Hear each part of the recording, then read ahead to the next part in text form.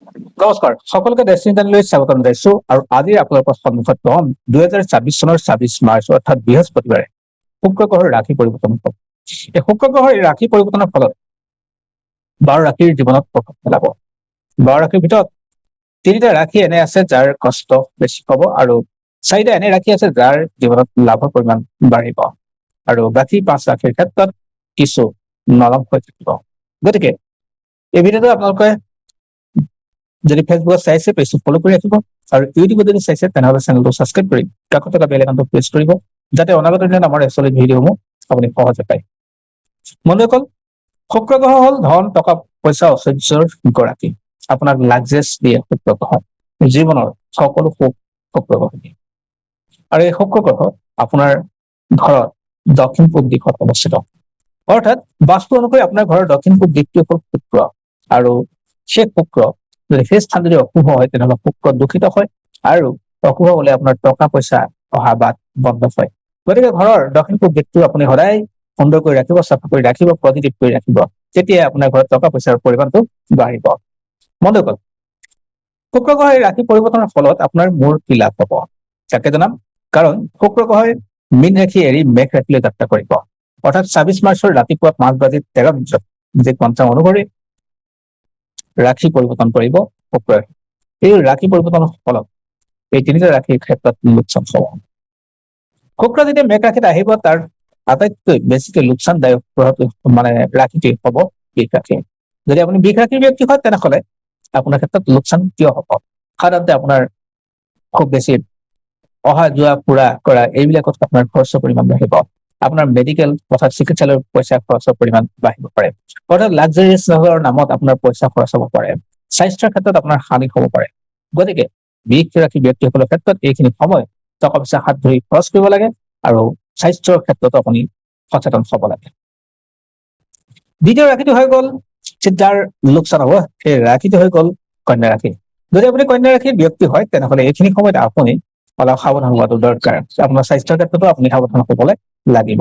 আপোনাৰ যিকোনো ক্ষেত্ৰত পুৰণি বেমাৰ বিলাকে ভোগ দিব পাৰে, গতিকে এইখিনি সাৱধান হ'ব আৰু লগতে আপোনাৰ খৰচৰ পৰিমাণ আপুনি বচাই চলিবলৈ যত্ন কৰিব। বহু ক্ষেত্ৰত আপুনি ইনভেষ্ট বিনা চিন্তা চৰ্চা কৰাকৈ আপুনি ইনভেষ্ট কৰি আপোনাৰ লোকচান পোৱাটো খানা হৈ পৰে। তাৰপিছত যিটো ৰাশি হ'ল সেইটো হ'ল বৃশ্চিক ৰাশি। যদি আপুনি বৃশ্চিক ৰাশিৰ ব্যক্তি হয় তেনেহ'লে এইখিনি সময়ত আপোনাৰ লোনৰ পৰিমাণ বাঢ়ি যাব পাৰে। অবাবত অনাহকত আপুনি কোনো ক্ষেত্ৰতে কাৰোৰ পৰা ধাৰ ঋণ নল'ব। ধাৰ ঋণে আপোনাক লোকচান কৰি তুলিব। এইখিনি সময় আপোনাৰ ধাৰ ঋণৰ কাৰণে আটাইতকৈ বেছি সমস্যা দিব। তাৰ লগতে আপোনাৰ সৎটোৱে আপোনাক সমস্যাত পেলাব পাৰে। আপোনাৰ ঘৰখনৰ হওক, আপোনাৰ নিজৰ ব্যক্তিগত জীৱনত হওক, আপোনাৰ সৎটোৰ পৰা আপুনি বাচি চলিবলৈ যত্ন কৰিব। বহু ক্ষেত্ৰত আপোনাৰ যদি মাত কথা যদি টান আছে তেনেহ'লে উচ্চ বাক্যৰ পৰা আপুনি যাতে তল হয় সেই কথা মন কৰিব। কোনো অফিচ কাছাৰীত বা আপোনাৰ উৰ্ধতন মহলত আপুনি কেতিয়াও কাজিয়া পেচাল লিপ্ত নহ'ব। গতিকে এইখিনি সময় আপুনি আপোনাক সাৱধান হোৱাটো দৰকাৰ। ইয়াৰ পিছত আহিছো লাভৰ পৰিমাণ কাৰ কাৰ হ'ব, অৰ্থাৎ কোনবোৰ ৰাশিৰ ক্ষেত্ৰত লাভ হ'ব। প্ৰথম ৰাশিটো হ'ল মিথুন ৰাশি। যদি আপুনি মিথুন ৰাশিৰ ব্যক্তি হয় তেনেহ'লে আপোনাৰ লাভ হ'ব। আপোনাৰ মনৰ আশা পূৰ হ'ব। মাটি বাৰী ঘৰ গাড়ী ঘোঁৰা যি হওক আপুনি যদি কিনিম বুলি ভাবিছিলে ইমান দিনে কিনিব পৰা নাই আৰু শুক্ৰ যিহেতু লাক্সাৰিয়াছৰ গ্ৰহ, ডেফিনেটলি আপোনাৰ সেই লাক্সাৰিয়াছখিনি পূৰণ কৰিব।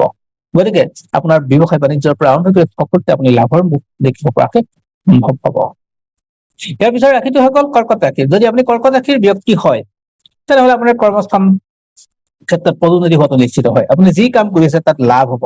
যি কাম কৰি আছে তাত আপোনাৰ পইচাৰ পৰা লাভ, যিকোনো ক্ষেত্ৰতে আপোনাৰ লাভৰ পৰিমাণ পজিটিভ পৰিমাণ বাঢ়িব, মান সন্মান আপুনি পাব। গতিকে এই স্থানটো আপোনাৰ কাৰণে যথেষ্ট সবল আৰু লাভদায়ক হ'ব। অৰ্থাৎ শুক্ৰ গ্ৰহৰ ৰাশি পৰিৱৰ্তনে যিসকলে কৰ্কট ৰাশি আছে তেওঁলোকৰ কাৰণে তাৰ পৰৱৰ্তী ৰাশিটো হৈ গ'ল তুলা ৰাশি। যদি আপুনি তুলা ৰাশিৰ ব্যক্তি হয় তেনেহ'লে ডেফিনেটলি আপোনাৰ এইখিনি সময় আপোনাৰ কাৰণে লাভ হ'ব। সাংসাৰিক যিবিলাক হৈ আছে তেওঁলোকৰ সমস্যাবিলাক দূৰ হ'ব আৰু লগতে যিসকলে বিবাহ সমস্যা হৈছিল তেওঁলোকৰ কাৰণে বিবাহ খুব সম্বন্ধ আহিব আৰু তেওঁলোকৰ বিবাহৰ ক্ষেত্ৰত পজিটিভ হ'ব। গতিকে সম্বন্ধৰ ক্ষেত্ৰত তেওঁলোকৰ কাৰণে লাভ হ'ব আৰু ব্যৱসায় ক্ষেত্ৰতো উন্নত হ'ব।